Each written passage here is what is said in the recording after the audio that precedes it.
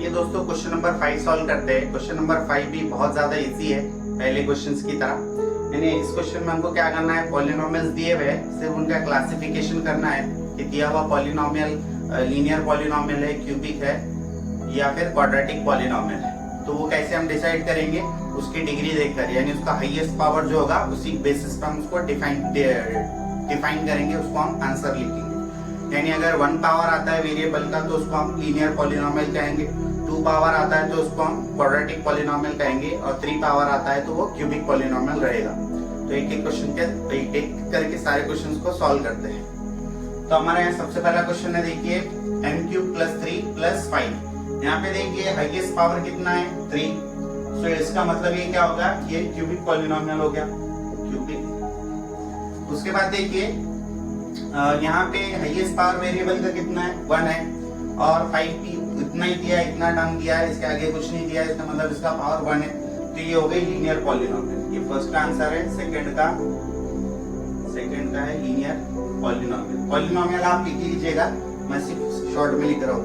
उसके बाद third question में देखिए √2y - 1/2। तो यहाँ देखिए पावर कितना, हाईएस्ट पावर 1 है, तो अगेन ये भी क्या हो गया, फिर लीनियर पॉलिनोमियल हो गया। अब आते हैं क्वेश्चन नंबर 4 की तरफ। यहाँ देखिए m³ + 7m² + 5/2 m - √3। तो यहाँ पे देखिए 1 पावर है, यहाँ 2 है, यहाँ 3 है, तो हाईएस्ट पावर कितना हो गया, 3 होगा। दैट मींस इसकी डिग्री 3 है। तो ये कौन सा पॉलिनोमियल होगा, cubic polynomial, cubic polynomial. Question number 5 में देखिए a² का मतलब क्या होता है, 2 पावर है, इसका 2 डिग्री है, तो दैट मींस ये क्या हो गया, क्वाड्रेटिक हो गया, क्वाड्रेटिक पॉलिनोमियल हो गया। उसके बाद देखिए लास्ट क्वेश्चन जो 6th है वो है 3r³। थर्ड पावर है, दैट मींस ये कौन सा हो गया, फिर ऑब्वियसली क्यूबिक पॉलिनोमियल। तो इस तरह से सिंपल क्वेश्चन है एकदम। आप इसको आप अगेन वैसे ही करना है, आपको 2 कॉलम बनाना है, एक तरफ पॉलिनोमियल लिखेंगे आप, एक तरफ उसकी क्लासिफिकेशन कौन सा है, लीनियर है, क्वाड्रेटिक है या फिर क्यूबिक पॉलिनोमियल है। तो इस तरह से यहाँ पे क्वेश्चन नंबर 5 भी हमारा कंप्लीट हुआ। आप इसका स्क्रीनशॉट ले लीजिए, फिर हम आगे बढ़ते हैं।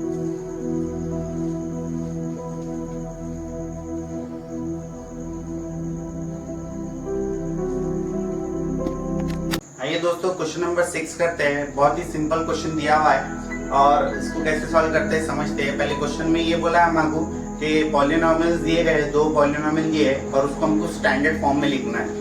अब स्टैंडर्ड फॉर्म क्या होता है, वो भी डिसेंडिंग ऑर्डर में लिखना है। तो स्टैंडर्ड फॉर्म ये होता है कि आप सबसे पहले बड़े पावर वाला वेरिएबल लिखिए, फिर उससे छोटा, फिर उससे छोटा, फिर उससे छोटा, ऐसे करते करते हम उसको लिखेंगे। तो यहाँ पे देखिए हम लिखते हैं, तो सबसे पहला पॉलिनोमियल जो हमको दिया हुआ है वो है m³ + 3 + 5m।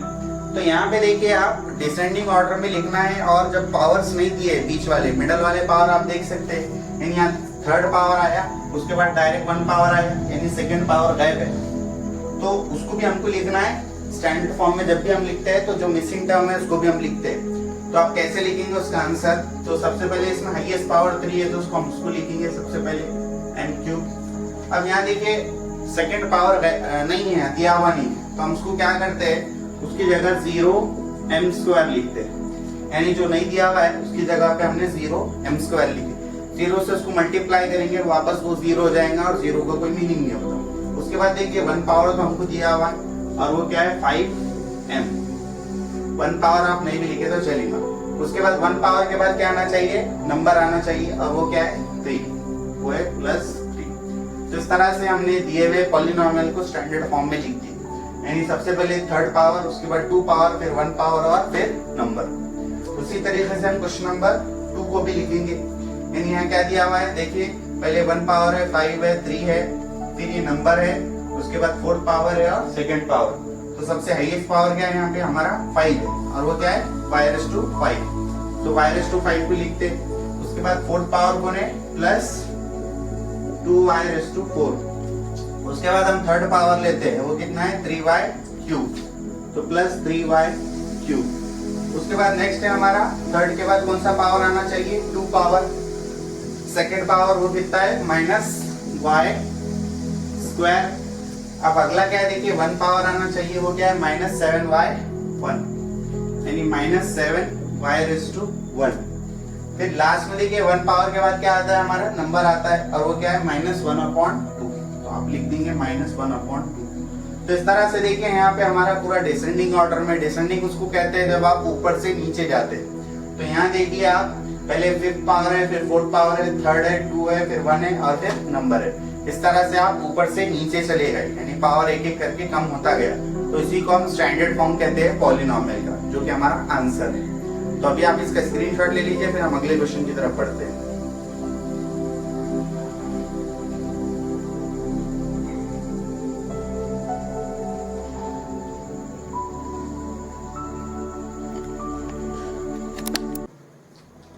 आइए दोस्तों क्वेश्चन नंबर 7 सॉल्व करते हैं। क्वेश्चन नंबर 7 में पॉलिनोमियल्स दिए, हमारे को क्वेश्चंस में जो है पॉलिनोमियल्स दिए हुए, हमको क्या करना है, उसका कोएफिशिएंट फॉर्म लिखना है। तो कोएफिशिएंट फॉर्म क्या होता है मैं आपको बाद में समझाऊंगा। इसके पहले हम क्या करेंगे, जितने भी पॉलिनोमियल्स हमको दिए हुए हैं उसको हम स्टैंडर्ड फॉर्म में लाने की कोशिश करेंगे, जैसे हमने क्वेश्चन नंबर 6 में सॉल्व किया था। अब आइए करते हैं। तो यहाँ सबसे पहले x³ है और -2, यानी आपको x³ दिया, यानी 3rd पावर दिया और उसके बाद डायरेक्ट 2 और 1 पावर गायब करके डायरेक्ट नंबर दिया।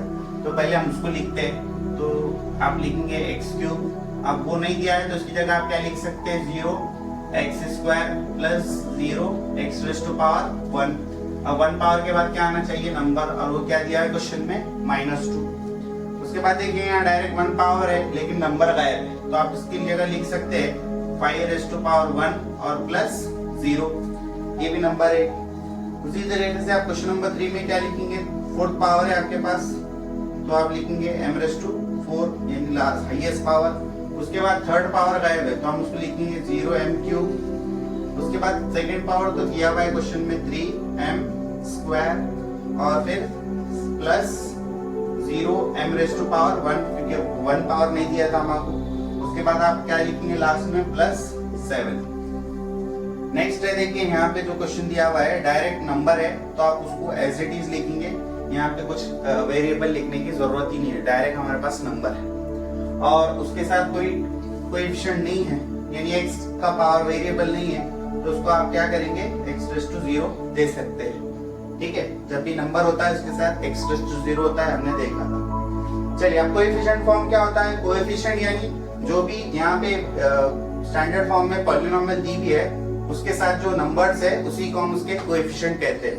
तो हम ब्रैकेट बना के उसके सारे कोएफिशिएंट्स लिखेंगे। तो यहाँ पे 4 टर्म्स है तो उनके चारों के भी हम लिखते हैं। तो यहाँ सबसे पहले क्यूब है, यहाँ पे 1 है तो यहाँ 1 लिखते हैं, ब्रैकेट बना के 1। उसके बाद देखिए यहाँ पे 0 है तो आप 0 लिखेंगे कोएफिशिएंट। उसके बाद यहाँ पर अगेन 0 है और लास्ट में कितना है, -2। तो ये आ गया कोएफिशिएंट फॉर्म किसका, इस पॉलिनोमियल का। पॉलिनोमियल को कोएफिशिएंट फॉर्म आप इस तरीके से लिखते हैं। अब आते हैं अगली पॉलिनोमियल पे, 5⁻1 और +0। यहाँ पे 5 और 0 दो ही है नंबर, तो हम यहाँ लिखेंगे, दो ही कोएफिशिएंट है, 5, 0। अब आते हैं क्वेश्चन नंबर 3 पे, 2, 0, -3, 0, 7। ये इसका कोएफिशिएंट फॉर्म, यानी क्या दिया हुआ है, 2, 0, 2, 0। उसके बाद क्या दिया देखिए, -3, -3, 0 और 7। ये हो गया क्वेश्चन नंबर 3 का कोएफिशिएंट फॉर्म। अब लेते हैं last question. Question number last में देखिए क्या है, -2/3 और x⁻0। इसका कोएफिशिएंट क्या है, -2/3। तो ये अकेला है, इसका कोएफिशिएंट फॉर्म इस तरीके से है। तो इस तरह से कोई भी पॉलिनोमियल आपको जब दिया जाता है और उसकी कहा जाता है कि उसका स्टैंडर्ड फॉर्म में उसका कोएफिशिएंट फॉर्म लिखिए, तो सबसे पहले आप पॉलिनोमियल को स्टैंडर्ड फॉर्म में कन्वर्ट करेंगे, यानी डिसेंडिंग ऑर्डर में, यानी सबसे हाईएस्ट पावर फिर लोएस्ट पावर, और उसके बाद जो उसके साथ वेरिएबल के साथ जो कोएफिशिएंट जुड़े हैं उसी को आप लिखते चलेंगे ब्रैकेट बनाकर। तो इस तरह से उसका कोएफिशिएंट फॉर्म आ जाएगा। तो अभी आप इसका स्क्रीनशॉट ले लीजिए, फिर हम लास्ट क्वेश्चन नंबर 8 की तरफ बढ़ते हैं।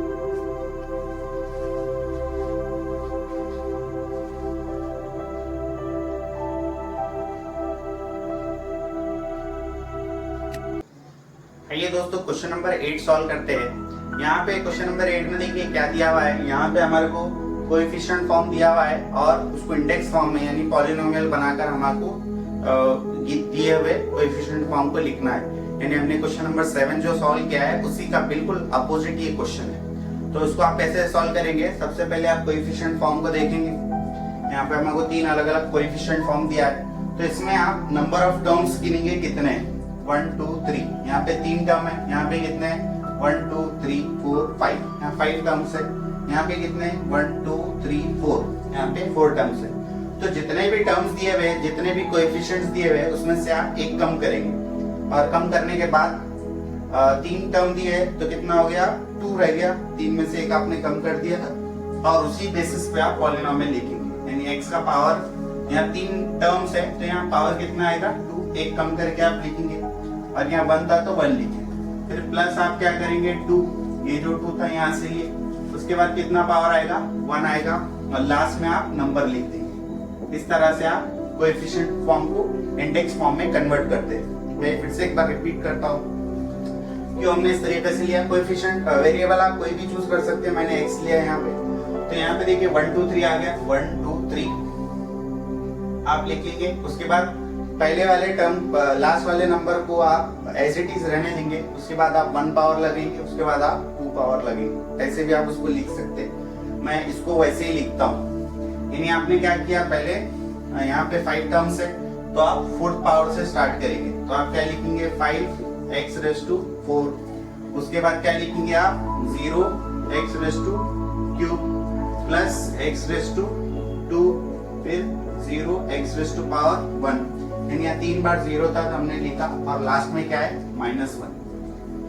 या आप इसको ऐसे भी लिख सकते हैं, आपने क्या किया 5000 -1, 5000 -1। उसके बाद आपने क्या किया, लास्ट वाला टर्म आपको छोड़ना पड़ता है, इसलिए आपने क्या किया, एक पावर कम कर दिया। उसी तरीके से यहाँ देखिए 4 टर्म्स है, तो यहाँ पावर कितना आएगा, फिर डायरेक्टली 3 आएगा ऑब्वियसली, सो -2x⁴ प्लस 2x² -2x⁴1, और लास्ट में क्या आएगा 2। तो देखिए -2 2 और फिर 2। इस तरह से आप इस क्वेश्चन को सॉल्व करेंगे। बहुत ही सिंपल और आसान क्वेश्चन है, जिसमें आपने क्या किया, कोएफिशिएंट फॉर्म में जो क्वेश्चन दिया था उसको कन्वर्ट किया इंडेक्स फॉर्म में, यानी उसको आपने पॉलिनोमियल बना दिया। ठीक है, तो आई होप आपको समझ में आया होगा। अब आप इसका स्क्रीनशॉट ले लीजिए, फिर हम अगला क्वेश्चन सॉल्व करते हैं।